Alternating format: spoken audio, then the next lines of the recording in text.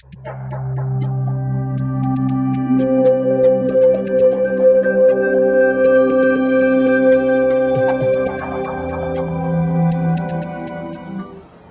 Lord be with you. A reading from the Holy Gospel according to St. Luke. Jesus said to his disciples, "No one who lights a lamp conceals it with a vessel or sets it under a bed. Rather, he places it on a lampstand, so those who enter may see the light.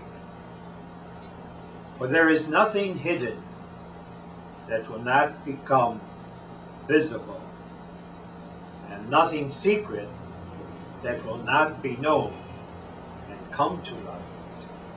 Take care, then, how you hear. To anyone who has, more will be given, and from the one who has not, even what he seems to have will be taken away." This is the good news of our salvation.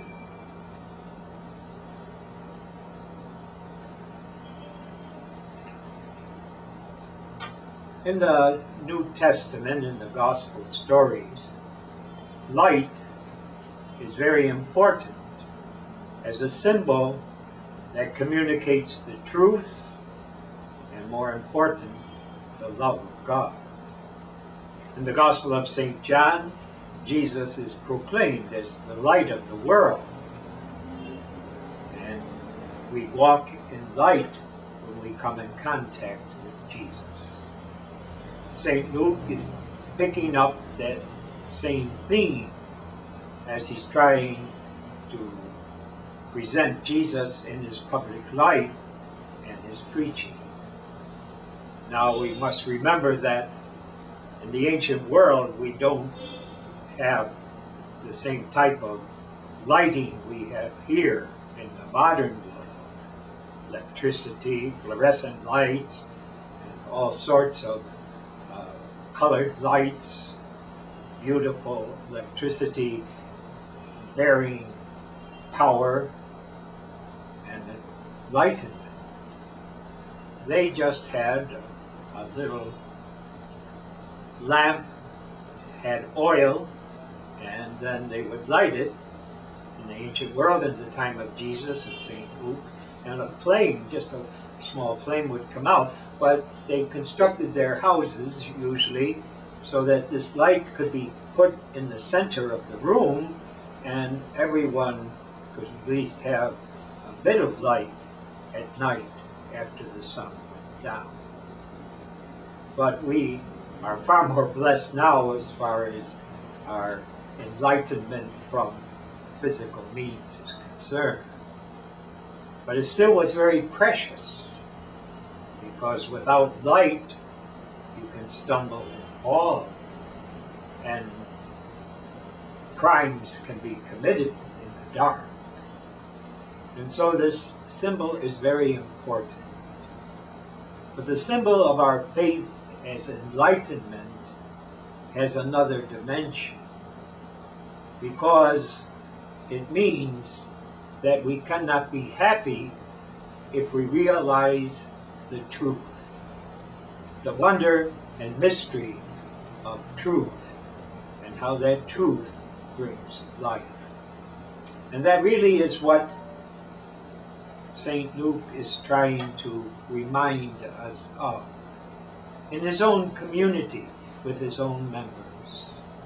We, as Christians baptized and believing in the message of Jesus, are really like lamps shining forth light to enlighten others.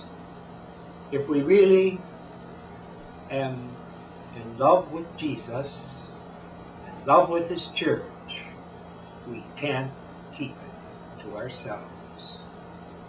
We are told that every Christian who is evangelized should become an evangelizer.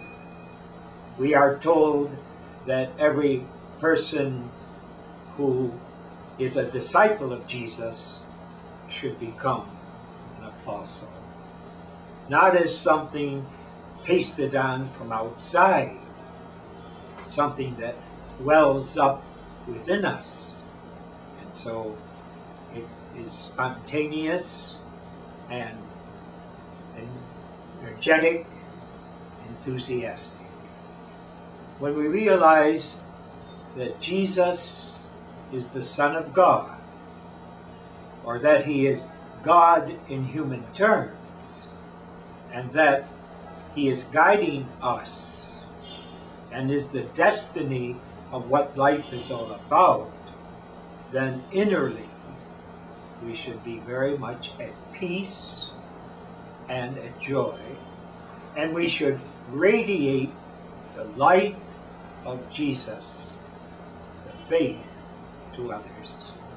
It does not mean, of course, that we stand on street corners and shout out our creed, what we believe, but that we live the faith to the heart. Some people say in the modern secular world that religion is a private affair, and you should not try to impose your beliefs on others. If you want to believe in some world religion, that is up to you, but keep it to yourself. And we would say that that is not our experience if we have a close, intimate, and total commitment to Jesus. And why do we feel that way?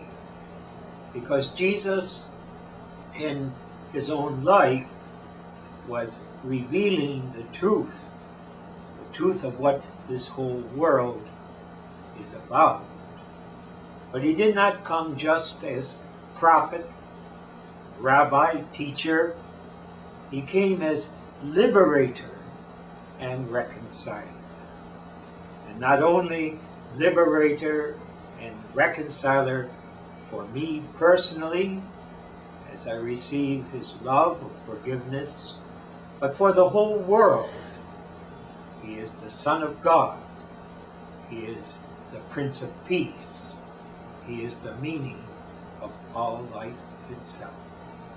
And therefore we can remember in the past what Jesus has done for us, especially if we are living the sacramental life and we have the privilege of going to confession and receiving Jesus in Holy Communion. And we can look back on how we have been helped in the past by the real presence of Jesus, whom we know by our faith. But there's another whole dimension that gives us light and makes us the light of the world, not hiding our lamp under a bushel basket or under the bed. But let it shine forth as who we are, and that is where are we going. And we know that Jesus is our goal, that as he will come at the end of the world, what we call the parousia, his second coming, when we come to the point where we're leaving this world to go to the next, it will be Jesus who comes to us and takes us home.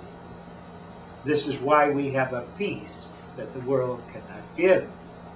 We have a peace of loving that others do not share in unless they also believe in Jesus. So what today's gospel is really telling us is what is our dignity, our destiny, and our privilege as someone who realizes that we are interrelating with Jesus, the Son of Mary and the Son of God, a person who is alive and comes to us with affection and as our Son.